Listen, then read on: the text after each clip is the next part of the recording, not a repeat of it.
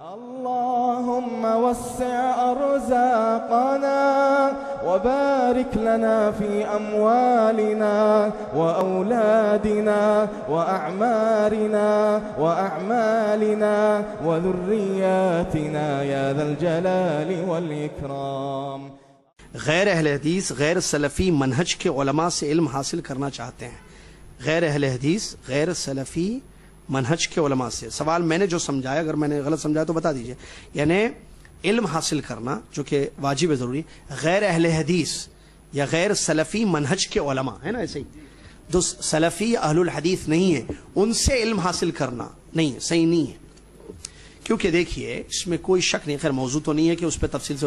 اہل الحدیث فرقہ ناجیہ ہے، سلفی کہیں اہل حدیث ہیں، یہی صحیح ہیں، اس میں کوئی، یہ تو معلوم ہے سب کو، یہ موضوع نہیں ہے کہ اس پر آپ جانتے ہیں ماشاءاللہ علماء کے خطابات.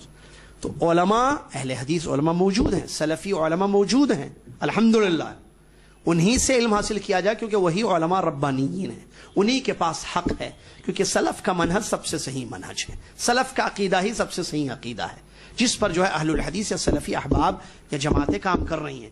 لہٰذا ان کے جو علماء ہیں اہل الحدیث علماء یا سلفی علماء، انہی سے علم حاصل کرنا ہے، دوسروں سے علم حاصل نہیں کیا جائے گا.